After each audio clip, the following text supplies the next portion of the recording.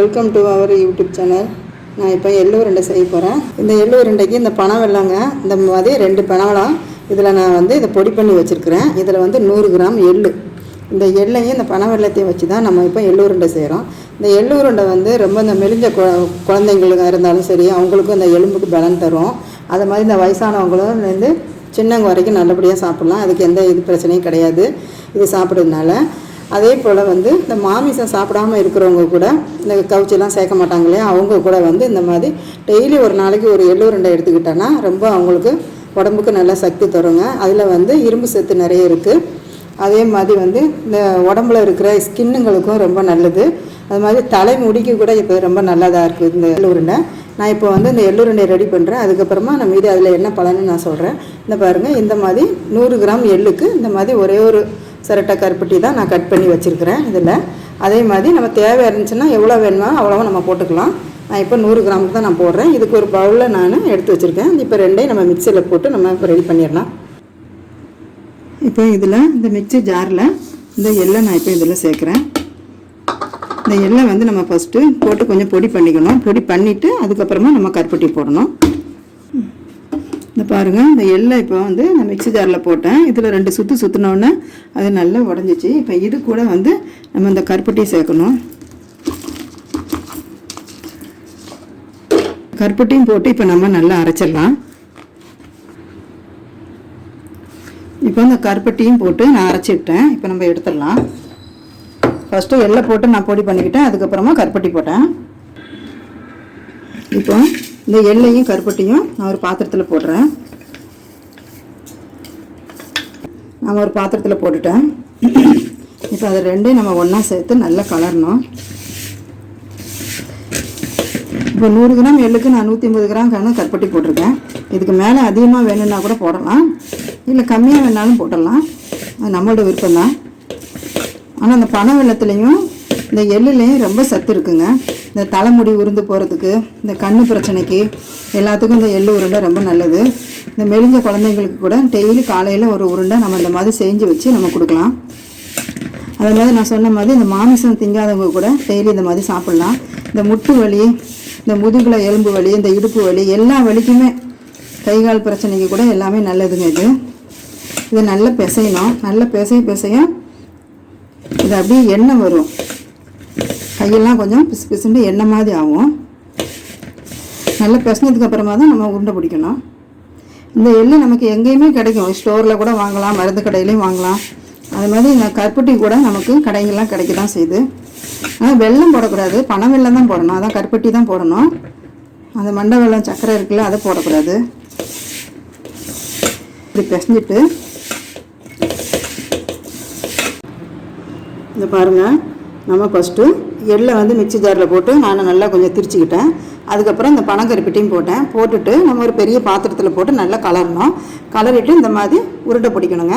இந்த மாதிரி உருண்டை பிடிச்சி நம்ம வந்து ஒரு பாத்திரத்தில் போட்டு நம்ம மூடி வச்சிடலாம். ஃப்ரிட்ஜில் கூட வைக்க தேவையில்லை, வெளியிலே வச்சிடலாம். வெளியில் வச்சு இந்த பிள்ளைங்களுக்கு ஸ்கூல் போயிட்டு வரும்போதும் சரி, இல்லை வீட்டில் இருந்தாலும் சரி, இல்லை நம்ம பெரியவங்க கூட நம்ம சாப்பிட்லாம். இதனால் வந்து எந்த பாதிப்பும் நமக்கு கிடையாது. சின்னதுலேருந்து பெரியவங்க வரைக்கும் நம்ம கொடுக்கலாம். இதை வந்து நம்ம கண்டினியூவாக வந்து இப்போ வெளியிலலாம் பேக்கரியிலையோ இல்லை ஸ்டோர்லேயோ நம்ம பொருள் வாங்கி சாப்பிட்ற மாதிரி இதை வந்து நம்ம டெய்லி இந்த மாதிரி ஒரு 3 மாதம் 4 மாதமோ இல்லை எவ்வளோ நமக்கு சாப்பிட்றோமோ அவ்வளோக்கு நம்ம கைகால் எலும்புக்கு ரொம்ப நல்லது, நல்ல சத்து தருங்க. இந்த மாதிரி நம்ம செஞ்சு சாப்பிட்லாம். நீங்களும் இந்த மாதிரி செஞ்சு சாப்பிட்டு பாருங்கள். இப்போ இந்த எள்ளு உருண்டை நான் ரெடி பண்ணிட்டேன் பாருங்கள். இந்த மிக்சி ஜாரில் போட்டு எள்ளை போட்டு அரைச்சதுக்கப்புறமா இந்த மாதிரி பனை வெல்லத்தை நான் பொடி பண்ணி வச்சுருந்தேன். அதையும் அது கூட போட்டு நல்லா அரைச்சிட்டு ஒரு பாத்திரத்தில் தட்டி நல்லா கலரி இந்த மாதிரி உருண்டை பிடிச்சி வச்சுருக்கேன். இது எவ்வளோ நல்ல பலனுங்கிறது நான் இப்போ சொல்கிறேன் பாருங்கள். இந்த மாதிரி தலைமுடி உருந்து போகிறதுக்கு கூட, அந்த உதுதாமல் தடுக்கிறதுக்கு கூட இந்த எள்ளு உருண்டை ரொம்ப நல்லது. இதனால் இந்த தலையில் வந்து உஷ்ணம் அதிகமாகி நமக்கு பொடுகு கட்டி எதுனா வருது இல்லையா, அது கூட வராமல் இது தடுக்குங்க. அப்புறம் முடி நல்ல பளபளப்பாக இருக்கும். நல்ல முடி நல்லா வளரும். உதிர்வதை நமக்கு தடுக்கும். ஆஸ்மா வியாதி இருக்கிறவங்க அந்த மூச்சு விடுறதுக்கு ரொம்ப கஷ்டப்படுவாங்க. அவங்க வந்து டெய்லி இந்த மாதிரி ஒரு எள்ளு உருண்டை எடுத்து சாப்பிட்டாங்கன்னா அவங்களுக்கு அந்த மூச்சு பிரச்சனைலேருந்து லேசாகும். அந்த மூச்சு தண்ணிலேருந்து அவங்களுக்கு விடுதலை கிடைக்கும். அதுக்கப்புறமா அந்த உடல் எடை குறைவாக இருக்குது, இந்த பிள்ளைங்களாம் வந்து சரியில்லைன்னா பெரியவங்க இல்லை கொஞ்சம் சின்ன வயசுலேருந்து பெரியவங்க வரைக்கும் நம்ம ஒல்லியாக இருக்கமே, நமக்கு வந்து எடை போடலையே, நம்ம உடம்பு வந்து இப்படி இருக்க மெலிஞ்சிக்கிட்டு போகுது அப்படின்னு எந்த கவலையும் வேணாம். அப்படி இருக்கிறவங்க கூட இந்த எள்ளு உருண்டை ஒரு நாளைக்கு 1 or 2 நல்லபடியாக அந்த மாதிரி வீட்டிலேயே செஞ்சு நம்ம சாப்பிட்லாம். இதுக்காக வேண்டி கடையில் வாங்கி சாப்பிட்றாதீங்க, அது வந்து நல்லா இருக்காது. அதில் எதுனா கலப்படம் போடுவாங்க. இது நம்ம வந்து வெறும் எள்ளும் நம்ம வெறும் பனங்கருப்பட்டியும் போட்டு நம்ம செய்கிறோம். அதனால் எந்த கெமிக்கலும் அதில் கிடையாது. அப்படியே வந்து ஒல்லியாக இருக்கிறவங்களும் இதை டெய்லி ஒன்று சாப்பிட்லாம். அதான் பழமொழியே சொல்லுவாங்க, இளைச்சவனுக்கு எள்ளு கொளுத்தவனுக்கு கொள்ளுன்னு சொல்லிட்டு. ஒல்லியாக இருக்கிறவங்களுக்கு எள்ளு உருண்டை சாப்பிட்டா அவங்களுக்கு நல்ல உடம்பு போடும், நல்ல வெயிட்டாக இருக்கும், ஆனால் குண்டாக இருக்கும் உடம்பு. எலும்புக்கள் தசைகள் அதுக்கெல்லாம் ரொம்ப பலன் தரும். ஆனால் வந்து குண்டாக இருக்கிறவங்க வந்து குறையணும்னு சொல்கிறவங்க அவங்களுக்கு வந்து இந்த கொள்ளை தான் வேக வச்சு ரசம் வச்சு சுண்டல் பண்ணி சாப்பிடுவாங்க. அதை மாதிரி டெய்லி நீண்ட நேரம் வேலை செய்கிறவங்க, ரொம்ப சோர்வு அடைஞ்சு போயிருக்கிறவங்களுக்கு கூட இந்த எள்ளு உருண்டை சாப்பிட்டோன்னா அவங்களுக்கு நல்ல உற்சாகம் கொடுக்கும். அந்த சோர்வெல்லாம் அடையாது. அதில் புகைப்பழக்கங்க அடிமையானவங்க, அந்த குடிக்க அடிமையானவங்களுக்கு கூட வந்து நிறைய நச்சுக்கள்லாம் அவங்க உடம்புல இருக்கும். அதை வெளியாக்குறதுக்கு கூட அந்த எள்ளு உருண்டை சாப்பிட்ட அன்றைக்கி அவங்களுக்கு வந்து அந்த பாதிப்பெல்லாம் வராது. அது நல்லாகும். அப்புறம் அந்த புண்ணு, இந்த பித்த வெடிப்பு, இந்த வெட்டுக்காயங்கள், இந்த மாதிரி நீண்ட நாள் ஆறாத புண்ணுங்களுக்கு கூட இந்த எள்ளு உருண்டையை சாப்பிட்டானா அவங்களுக்கு அந்த புண்ணில் வந்து நல்லபடியாக ஆறும். அதுலேருந்து அவங்களுக்கு ஒரு விடுதலை கிடைக்கும். இது வந்து எல்லா ஒரு நன்மையும் நமக்கு தருது இந்த எள்ளில். இந்த பிபி அதிகமாக இருக்கிறவங்க, அந்த மாதிரி படப்படப்பாக இருக்கிறவங்க கூட இந்த எள்ளு உருண்டையை சாப்பிட்டாங்கன்னா அவங்களுக்கு அந்த படப்படப்பு குறையும், அந்த பிபியும் நமக்கு வந்து கம்மியாயிரும். அவங்களுக்கு அந்த கோபமெல்லாம் தனியும். அதனால் அவங்களும் இதை எடுத்துக்கலாம். இதில் நிறைய சம்மந்தப்பட்டதுலாம் அடங்கியிருக்குங்க இந்த எள்ளு உருண்டையில். நமக்கு தெரியல, நம்ம எள்ளு தானே நம்ம சாதாரணமாக நினச்சிக்கிட்டு இருக்கோம். இந்த எள்ளு உருண்டையில் அவ்வளோ ஒரு சத்து இருக்குது. இந்த சின்ன குழந்தைங்களுக்கு அடிக்கடி சில குழந்தைங்களுக்கு வந்து ஜுரம் வரும், சளி வரும். அவங்க எப்போ பாருங்க நச்சுன்னு அழுதுகிட்டு இருப்பாங்க, சரியாக சாப்பிட மாட்டாங்க, அவங்க ரொம்ப ஒல்லியாகவே இருப்பாங்க. இதனால் நமக்கு தாய்மார்களுக்கு ரொம்ப கஷ்டமாக இருக்கும். என்ன இந்த குழந்தை இப்படியே இருக்குது, நம்ம உடம்பே வைக்கலையே அப்படின்னு கவலைப்படுவாங்க. அந்த மாதிரி குழந்தைங்களுக்கு கூட நம்ம வந்து டெய்லி இந்த மாதிரி ஒரு உருண்டையை கொடுத்தோன்னா அவங்களுக்கு வந்து இந்த சளியிலேருந்து இந்த எலும்பு பிரச்சனை, அப்புறம் இந்த பசித்தாவை நல்லா எடுக்கும். நீண்ட நாளுக்கு வந்து அவங்க நல்லா இருப்பாங்க. எந்த நோயும் அவங்களுக்கு சீக்கிரம் அண்டாது. நோய் எதிர்ப்பு சக்தி அதிகமாக இருக்குது இந்த எள்ளு உருண்டையில். இதே இந்த சின்ன குழந்தைங்களுக்கு கொடுங்க. இப்போவே அவங்களுக்கு கொடுக்க நம்ம பழகின அன்னைக்கு அவங்க அப்படியே சாப்பிட்டுருப்பாங்க. அது சாக்லேட்டுன்னு கூட நம்ம சொல்லி கூட கொடுத்துடலாம். ஃபஸ்ட்டில் அவங்க கொடுக்கும்போது வேணான்னு தான் சொல்லுவாங்க. அதுக்கப்புறமா அந்த குழந்தைங்களும் சாப்பிட ஆரம்பிச்சிச்சுன்னா அதில் இருக்கிற டேஸ்ட்டும் அதில் இருக்க பலனும் அவங்க விட மாட்டாங்க, நல்லபடியாக அவங்க சாப்பிடுவாங்க. சின்ன குழந்தைங்களும் கொடுங்க. அடிக்கடி சளி வர்றது, நம்ம எப்போ பாரு டாக்டர்கிட்ட போயிட்டு மாத்திரை வாங்கி கொடுத்துக்கிட்டே கிடப்போம். அது மாத்திரை கொடுக்குறது கூட அந்த குழந்தைங்களுக்கு வந்து வயிறெல்லாம் சூடாகி அதுவும் இன்ஃபெக்ஷனாக தான் ஆகும். நம்ம இந்த மாதிரி வீட்டில் நம்ம கைப்பட நம்ம நல்லபடியாக சுத்தபத்தமாக நம்ம செஞ்சு கொடுத்தோன்னா நம்ம குழந்தைங்களும் சரி நம்மளும் ரொம்ப நல்லா இருக்கலாம். இந்த தோல் சம்மந்தப்பட்டவங்க கூட இந்த உருண்டை சாப்பிட்லாம். அப்புறம் சுகர்காரங்க கூட சாப்பிட்லாம். இது கருப்பட்டி, இது இனிப்பாய்ச்ச நம்ம சுகர்காரங்க சாப்பிட்றோமே, இதனால் நமக்கு சுகர் அதிகமாகிருமான்னு கூட நினைக்க வேணாம். நானே எனக்கே சுகர் இருக்க தான் செஞ்சு நான் அந்த பனவெல்லத்தை தான் நான் வந்து பாவு மாதிரி காய்ச்சி நான் ஃப்ரிட்ஜில் வச்சுக்கிட்டு இருந்து ஒரு கப்பு டீயோ காப்பிக்கோ நான் 2 டீஸ்பூனு அந்த பனவெல்ல ஜூஸை தான் நான் ஊற்றினேன். அதை ஊற்றி தான் நான் குடித்தேன். எனக்கு வந்து இப்போ சுகர் வந்து கிடையாது. இப்போ நான் நார்மலாக இருக்கேன். சுகருக்காண்டி நான் எந்த டேப்லெட்டும் நான் எடுக்கிறது கிடையாது. நான் வந்து சாப்பிட்டு பார்த்து எனக்கு பிடிச்சிருந்துச்சுன்னா, எனக்கு நோய் நல்லானா தான் நான் அந்த வீடியோவில் நான் சொல்லுவேன். நீங்களும் அதை மாதிரி சுகர்காரங்களுக்கு கூட தைரியமாக கொடுக்கலாம். இதனால் எந்த பாதிப்பும் கிடையாது. அதை மாதிரி ஒன்றே நான் சொல்கிறேன், கர்ப்பிணி பெண்களுக்கு மட்டும் இது வேண்டாம். கர்ப்பிணியாக இருக்கிறவங்களுக்கு சாப்பிட வேண்டாம். அவங்க குழந்தையெல்லாம் பெற்றதுக்கப்புறம் அவங்க தாய்மார் பால் கொடுக்கும்போது கூட அவங்க சாப்பிட்லாம். ஏன்னா அது மூலியமாக அந்த குழந்தைக்கு பால் கொடுக்கும்போது அந்த சத்து அந்த குழந்தைக்கு போய் சேரும். மாசமாக இருக்கிறவங்களுக்கு வேணாம், சில பேருக்கு அது பீடிங் படும். அதனால் இது வேண்டாம். நம்ம எப்படி வந்து பப்பாளி நம்ம சாப்பிடாம பைனாப்பிள் சாப்பிடாம ஒதுக்குறோமோ அது மாதிரி இதுவும் நமக்கு கொடுக்கக்கூடாது. மாசமாக இருக்கிறவங்களுக்கு மட்டும், மற்றவங்க எல்லாருமே நம்ம சாப்பிட்லாம். பால் கொடுக்குற தாய்மார்கள் சாப்பிட்லாம் குழந்தைக்கு. இப்போ அடுத்தது இந்த பனவெல்லத்தில் எவ்வளோ நன்மைகள் இருக்குதுன்னு நான் இப்போ அவங்க சொல்கிறேன். அந்த டாக்டருங்க வந்து உங்களுக்கு கால்சியம் கிடையாது, அதனால் உங்களுக்கு கால்சியம் சத்து மாத்திரை எழுதியிருக்கேன், அதை சாப்பிடுங்கிறாங்க. அதுக்கு பதிலாகவே நம்ம வீட்டில் வந்து மாதம் நம்ம ஸ்டோர் வாங்கும்போது கொஞ்சம் கருப்பட்டி வாங்கி வச்சுக்கிட்டு நம்ம இந்த மாதிரி உணவோடு சேர்க்குறது ரொம்ப நல்லது. இப்போ வந்து இந்த சக்கரை நோய்க்காரங்களுக்கு இந்த கருப்பட்டியில் நம்ம வந்து எதுவுமே செஞ்சு சாப்பிட்லாம். இனிப்புக்கு வந்து நான் சொன்ன மாதிரி அது காய்ச்சி வடிகட்டி ஒரு பாவு மாதிரி எடுத்து கூட கலந்துக்கலாம். இல்லை கருப்பட்டி போட்டு கூட அவங்களுக்கு டீ காப்பி கூட கொடுத்துக்கலாம். அது வந்து சர்க்கரை அளவை குறைக்கும். அதுக்கப்புறமா அந்த பருவம் அடைகிறாங்கல்ல குழந்தைங்க, வயசுக்கு வராங்க பாருங்கள், அந்த வயசுக்கு வந்திருக்கும்போது அவங்க உடம்பு, அவங்க எலும்பு, அவங்க இடுப்பு, அவங்க வலியெல்லாம் வந்து அவங்களுக்கு இருக்கும். ஏன்னா அவங்க இப்போ தான் அவங்க பூக்குறாங்க. அந்த பூக்கிற பெண்களுக்கு என்ன செய்யணும்னா, இந்த கருப்பட்டியில் நல்லா உளுந்தங்கஞ்சி காய்ச்சும் போது அந்த கருப்பட்டியும் சேர்த்து அந்த உளுந்தங்கஞ்சியோட காய்ச்சி அவங்களுக்கு கொடுத்தோன்னா அவங்க கர்ப்பப்பை நல்லா வலுவடையும். ஏன்னா அவங்க தாய்மை அடைய போகிறாங்க. அவங்களும் வந்து கொஞ்ச நாள் கழித்து அவங்களுக்கு கல்யாணம் பண்ணி கொடுத்தா அவங்களும் குழந்தை பிறக்கணும். அவங்க கர்ப்பப்பை நம்ம வந்து திக்னஸாக இருக்கணும்.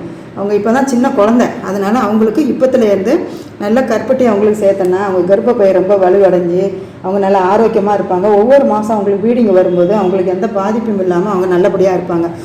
சர்க்கரை நோய் சுகர் இருக்கிறவங்க ஒரு கைக்குத்து அரிசியோட அந்த கருப்பட்டியை சேர்த்து சாப்பிட்ணுன்னா அந்த கைக்குத்து அரிசியை கஞ்சியாக போட்டுக்கிட்டு கூட கருப்பட்டியை வந்து கடிச்சிக்கிட்டு சாப்பிட்லாம். நாங்களாம் அந்த காலத்தில் வந்து எங்கள் தாத்தாலாம் என்ன பண்ணுவாங்க, நாங்கள் கஞ்சி வடித்து அதான் அப்போ வந்து கருப்பு அரிசி மண்பானையில் சாப்பாடு வடிப்பாங்க எங்கள் வீட்டிலலாம். அதில் வந்து நாங்கள் வடித்த உடனே அந்த கஞ்சிக்கு இந்த கருப்பட்டியை எடுத்துகிட்டு ஆளுக்கு ஒரு பீஸை எடுத்துகிட்டு நாங்கள் ஓடி கடிச்சு தின்னு சாப்பிடுவோம். அது ஒரு காலம் தான். அப்போ கூட நாங்கள் நல்லா இருந்தோம். இப்போ தான் நமக்கு நோய்கள்லாம் வந்துக்கிட்டு இருக்குது. அதனால் அந்த மாதிரி இந்த கஞ்சி சோறு மாதிரி இருக்கும்போது கூட அதுக்கு கடிச்சிக்கிட்டு சாப்பிட்றதுக்கு நம்ம கருப்பட்டி வச்சு சாப்பிட்டா கூட அந்த நீரிழிவு நோயிலேருந்து அவங்க பாதுகாக்கப்படுவாங்க. இந்த சின்ன குழந்தையா இருக்கட்டும், நம்ம பெரியவங்களாக இருக்கட்டும், நமக்கு சாப்பிடவே பிடிக்கல, எனக்கு சாப்பாடே வேண்டான்னு சொல்லிட்டு சரியாக சாப்பிடாமல் இருக்கிறவங்களுக்கு இந்த ஜீரகத்தை நல்லா வறுத்து அது கூட இந்த கருப்பட்டியும் போட்டு அது கூட கொஞ்சம் சுக்கையும் சேர்த்து நம்ம வந்து உணவோடு சேர்த்து நம்ம சாப்பிட்டோன்னா அந்த குழந்தைங்களுக்கு பசித்தன்மை அதிகமாகி அவங்க நல்லா சாப்பிடுவாங்க. இந்த மஸ்து பிடிச்ச மாதிரி அப்படி மந்த மாதிரி இருக்கும் குழந்தைங்க, எனக்கு வேண்டாம் சாப்பாடு எனக்கு பிடிக்கல அப்படின்னு சொல்கிறவங்களுக்கு இந்த சுக்கும் இந்த ஜீரகத்தையும் நல்லா பொடி பண்ணி அதோட கருப்பட்டி கலந்து ஒரு பாவாக கொடுத்தாலும் சரி, இல்லை அது மூணையும் பொடி கலந்து இந்த மாதிரி ஒரு உருண்டையாக பிடிச்சி கொடுத்தாலும் சரி, அவங்க சாப்பிட்டாங்கன்னா அவங்களுக்கு நல்ல பசித்தன்மை அதிகமாகி நல்லா சாப்பிடுவாங்க. உடலுக்கு நல்ல சக்தி கிடைக்கும், ஜீரணமாகவும் ஆகும். இந்த வாயு தொல்லை இருக்கிறவங்க இந்த சதைப்பிடிப்பு இருந்துச்சுன்னா ஓமத்தை நல்லா வறுத்து அதோட கருப்பட்டி சேர்த்து பொடி பண்ணி சாப்பிட்டானிக்கு இந்த வாயு தொல்லையிலேருந்து இந்த சதைப்பிடிப்பும் நீங்கும். இந்த கருப்பட்டியில் அவ்வளோ ஒரு பலன் தரும், அவ்வளோ ஒரு நல்ல நன்மை இருக்குது. நம்ம அதை யாரும் கவனிக்கிறது இல்லை, கருப்பட்டி தானே அசால்ட்டாக இருக்கிறோம். அதே மாதிரி இந்த குழந்தை பெற்ற தாய்கள் பெண்களுக்கு கூட இந்த சுக்கு மிளகும் சேர்த்து அதோட கருப்பட்டியும் பொடி பண்ணி சாப்பிட்டாங்கன்னா அவங்களுக்கு தாய்ப்பால் நல்லா சுரக்கும், அதில் எந்த நச்சுத்தன்மையும் கிடையாது. அதனால் அவங்களுக்கு அந்த குழந்தையும் நல்லா ஆரோக்கியமாக இருக்கும், அந்த தாய்களும் நல்லா ஆரோக்கியமாக இருப்பாங்க. இதையும் நம்ம செஞ்சு சாப்பிட்ணும். நீண்ட நாள் சளி தொல்லையாக இருக்கிறவங்க அந்த வறட்டு இருமலுக்கு இந்த குப்பைமேனி கீரையோட இந்த கருப்பட்டியும் சேர்த்து பொடி பண்ணி சாப்பிட்டாலும் அவங்களுக்கு அந்த தொல்லையிலேருந்து நீங்கும். அந்த வறட்டு இருமல் லேசாகும், அந்த இருமலுக்கு நல்லது இந்த குப்பை மேனி இலை. அதான் குப்பையும் மேனியாக்குன்னு சொல்லுவாங்க. அதை மாதிரி இந்த குப்பை வந்து நம்ம தோல் எப்படி இருந்தாலும் அதை நல்லா மென்மையாக்கி தரும். குப்பை மேனியில் அவ்வளோ ஒரு நல்ல பலன் இருக்குது. அது வந்து நீண்ட நாள் சளியை கூட அது காப்பாற்றும். அந்த ரோட்டோரத்துலலாம் நிற்கிது, வயக்காட்டில் நிற்கிது, நிறைய இடத்துல குப்பை மேனி இருக்க தான் செய்யும். நானும் எங்கள் வீட்டில் பார்த்தோன்னா அதை டக்குன்னு எடுத்துகிட்டு வந்து நானும் ஒரு கஷாயமாக வச்சு நாங்களும் எல்லாருமே நாங்கள் அதை சாப்பிடுவோம். குப்பை மேனி இலையை எடுத்துகிட்டு வந்து அதை சுத்தம் பண்ணி நல்லா கழுவி காய வச்சு அது கூட வந்து இந்த கருப்பட்டியும் சேர்த்து நல்லா பொடி பண்ணி நம்ம ஒரு உருண்டையாக எடுத்து சாப்பிட்லாம். இல்லைன்னா அந்த இலையை கூட நம்ம கருப்பட்டியும் போட்டு ஒரு கஷாயம் ஒன்று வச்சு நம்ம வடிகட்டி சாப்பிட்லாம். எப்படி வேணாலும் சாப்பிட்டாலும் நமக்கு அந்த சளியிலேருந்து அந்த தொல்லையிலேருந்து லேசாகும். அந்த மாறு சளி அந்த இருமும் போது அந்த நெஞ்சு அந்த மாறானது ரொம்ப புண்ணாக வலிக்கும். நாங்கள் அதிலலாம் அவஸ்தைப்பட்டு தான் இருக்கிறேன் நான். அதனால் நான் உங்களுக்கு இப்போ அதோடைய நன்மை இப்போ சொல்கிறேன், அதில் அவ்வளோ பலன் இருக்குதுன்னு. நீங்களும் அதை மாதிரி இந்த குப்பைமேனி இலையை சேர்த்து சாராவோ இல்லைன்னா பொடி பண்ணியாவோ கருப்பட்டி சேர்த்துக்குங்க. கருப்பட்டி வாங்குறது நல்ல கருப்பட்டியாக பார்த்து வாங்குங்க. அதில் வந்து சீனி வெள்ளை சீனி கலந்த கருப்பட்டி கூட இருக்குது, விலை கம்மியில், அப்படி வாங்காதீங்க. கருப்பட்டி வாங்கின அன்னைக்கு நம்ம வந்து இப்படி உடச்சி பார்க்கணும். இப்படி புட்டுனோன்னா அந்த கருப்பட்டி உடஞ்சிடணும். அதுதான் வந்து நல்ல கருப்பட்டி. அது உடையாமல் நம்ம ஒரு கல்லை எடுத்து வச்சு தட்டினோன்னா அந்த கருப்பட்டியில் வந்து அதில் வந்து சீனி கலந்துருக்குது. சீனி கலந்த கருப்பட்டியில் எந்த நன்மையும் கிடையாது. நல்ல கருப்பட்டிங்களை தான் நமக்கு சுத்தமான கருப்பட்டி தான் நல்லாயிருக்கும். அந்த கருப்பட்டியில் தான் நமக்கு எல்லா பலனுமே நமக்கு கிடைக்கிது. நம்ம கருப்பட்டியை அடிக்கடி நம்ம சாப்பிட்டோன்னா நம்ம தோல் ஈரப்பதம் வந்து நல்லாயிருக்கும். நமக்கு வந்து நம்ம சீக்கிரமாக தோல் சுருக்கம் வராது. நம்ம டெய்லி நம்ம கருப்பட்டியும் நல்லபடியாக நம்ம யூஸ் பண்ணனா, நம்ம உடம்புக்கு நம்ம எடுத்துக்கிட்டோன்னா நம்ம கடிச்சு சாப்பிட்றதோ இல்லைன்னா இந்த மாதிரி ஒரு ஏதோ ஒரு கொலக்கட்டையில் செஞ்சு சாப்பிட்லாம். அப்படி இல்லைன்னா அன்றைக்கி ஒரு சும்மா கடிச்சு கூட நம்ம ஒரு காப்பி தண்ணி கூட குடிச்சிக்கலாம். அந்த மாதிரி நம்ம கருப்பட்டி நம்ம நிறைய எடுத்துக்கிட்டோன்னா நம்ம உடம்புல இருக்க ஈரப்பதம் நல்லாயிருக்கும். நம்ம தோல் சுருக்கம் சீக்கிரம் ஏற்படாது. நல்லா தோல்லாம் நல்லா பளபளப்பாக நல்லாயிருக்கும், சைனிங்காக இருக்கும். அப்படி பார்த்தோன்னா நம்ம வந்து இன்னும் நம்ம எவ்வளவோ சொல்லலாம். அந்த கருப்பட்டிலையும் இந்த எள்ளுலேயும் ஏகப்பட்ட பலன்கள் இருக்குது. அது நமக்கு தெரியாமல் இருக்கனால அது யாருமே அவ்வளோ எடுக்கிறது இல்லை அதை பற்றி. அதனால் இப்போ நான் உங்களுக்கு சொல்லியிருக்கேன், இதே நீங்கள் செஞ்சு பாருங்கள். உங்கள் வீட்டில் இருக்கவங்களுக்கு எல்லோரும் கொடுங்க, நீங்களும் செஞ்சு பாருங்கள். அந்த எள்ளூருடைய கண்டிப்பாக நீங்கள் எடுத்து சாப்பிடுங்க. செஞ்சு பார்த்து வந்து உங்கள் வீடியோ உங்களுக்கு பிடிச்சிருச்சுன்னா லைக் பண்ணுங்கள், ஷேர் பண்ணுங்கள், கமெண்ட் பண்ணுங்கள், மறக்காமல் சப்ஸ்கிரைப் பண்ணுங்கள்.